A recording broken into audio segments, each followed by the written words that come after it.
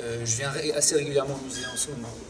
J'ai des jours de libre et donc ouais, je viens assez régulièrement au musée. J'étais hier à Pompidou, ce matin à l'Orangerie et j'avais pas encore vu Dora Maar. Donc voilà. Qu'est-ce qui m'amène? Je la connais de nom, donc j'avais envie de voir ce qu'elle faisait. Écoutez, moi je suis de 1937. Ouais. Et donc pour moi c'est une date un peu culte, voilà, mon année de naissance. C'est la raison pour laquelle je me suis intéressé beaucoup à Picasso et à Guernica.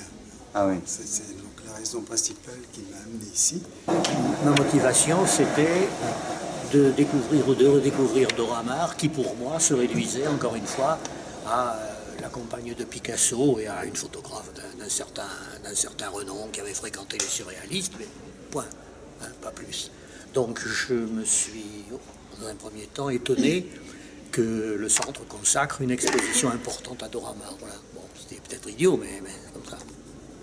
Récemment, enfin non, plus que récemment, il y a 2 jours peut-être, j'ai découvert le musée Picasso.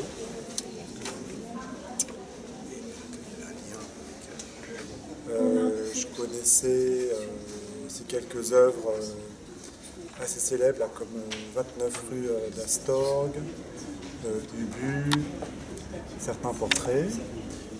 Et ça m'a plu quand même comme exposition.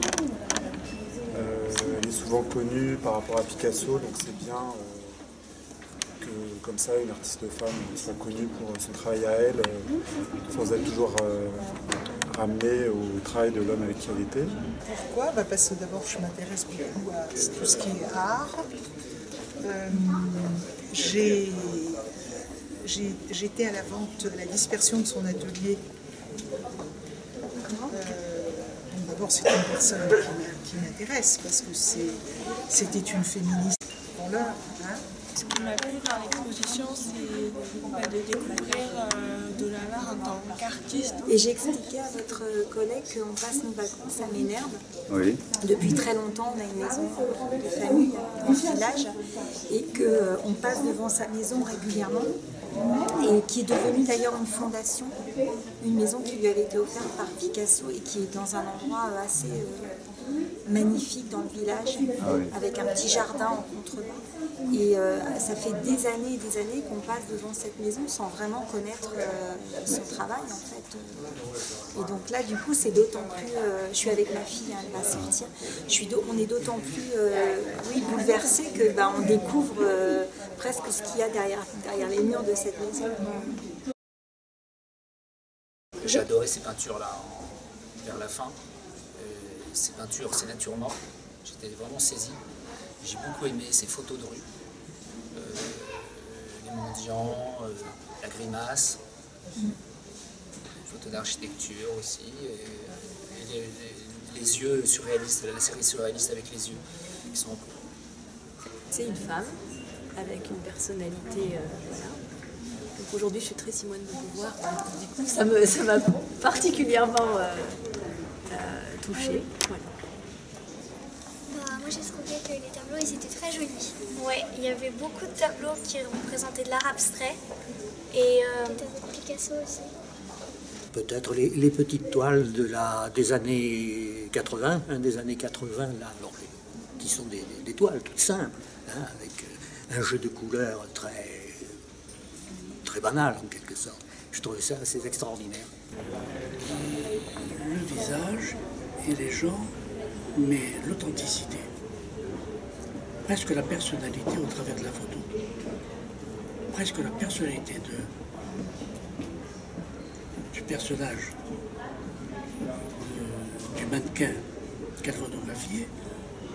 On a l'impression de connaître au travers de la photo le caractère du modèle. Et en fait, ce qui m'a le plus plu, c'est peut-être la fin d'exposition, où en fait c'est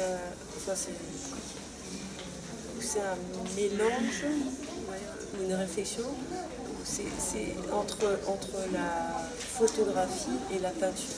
Ce que je retiens, c'est l'engagement politique aussi, ça me parle, hein. Son engagement avec les surréalistes et puis voilà, sa sensibilité de femme de gauche, quand elle a photographié les quartiers populaires, ça me touche.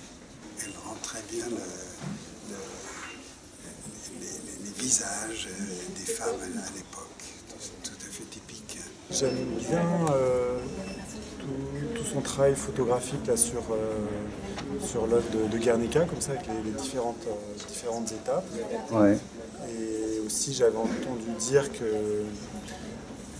qu'elle avait participé, comme ça, enfin, pendant qu'elle prenait les photos, qu'elle avait participé à des discussions avec Picasso sur l'œuvre en cours, comme ça, qu'il y a sûrement eu des échanges d'idées sur différentes options pour faire évoluer l'œuvre, puisque c'est une œuvre qui s'est faite par étapes. Il y a une qualité, par exemple, dans le rendu du grain, de la peau, des contrastes, par exemple sur les coiffures, et puis de la matière des robes aussi.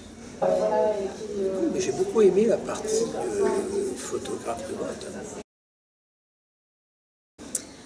Alors déjà, moi je ne vais pas forcément voir des expositions pour comprendre des choses, mais pour ressentir des émotions et me nourrir aussi voilà, dans ma vie personnelle, professionnelle. Ouais. Mais là, si on devait ramener ça sur le terrain plus de l'intellect et de la compréhension, c'est surtout le parcours d'une femme dans un monde sûrement encore très masculin et qui a eu du mal à s'affirmer en tant qu'artiste, qui a quand même été beaucoup dans l'ombre, notamment celle de Picasso. Moi, j'ai pas compris une œuvre, c'était quand il y avait un jeu de dames avec un pion de cavalier et un cavalier derrière. J'ai pas compris pourquoi il y avait eu ce rapport-là. Est-ce qu'il y avait des choses qui vous donnaient des informations, par exemple du texte? Non, pas du tout. Justement. Tu as cherché, marqué jeu de cavalier ou cavalier. Je m'attendais à davantage de documents parce que Dora Maar a beaucoup aidé et inspiré Picasso à cette époque-là. Ouais. Les Augustins à Paris. Là, j'ai même habité, moi. Il y avait beaucoup de tableaux. C'est pas une émotion, mais ouais, mais bon. Est-ce que c'est l'accumulation qui t'a provoqué quelque chose, justement? Il y avait trop, pas assez? C'est ça que tu as retenu, pourquoi alors? Parce que... Il y en avait comme dans une exposition, quoi. Il y en avait pas trop. Pas trop? C'était pas trop pour toi? Pas assez, il y avait un peu des deux, quoi. C'était bon, bien dosé pour toi? Ouais. Moi, je me suis sentie un peu perdue parce que je trouvais au contraire qu'il y avait énormément d'œuvres, beaucoup de photographies ou de tableaux. Et c'était beaucoup de joie et de plaisir en les regardant, mais aussi on se sent un peu perdu parce qu'il y a beaucoup de salles, beaucoup de tableaux autour de nous. Et on ne sait plus trop où donner de la tête. J'ai pas regardé d'assez près toutes les petites photos. J'aurais dû les regarder de plus près, mais je m'en souviens d'être lourd. Je pense que la séquence qui se rapporte à la genèse de Guernica n'est peut-être pas suffisamment développée. Son interprétation, son interprétation artistique avec ses photomontages me semble nettement plus compliqué. Pas vraiment, non, pas vraiment. Ce que j'ai constaté, c'est effectivement comme c'est une femme, elle a moins de crédibilité à la base. Et on voit que, voilà, ça... À quoi ça se voit?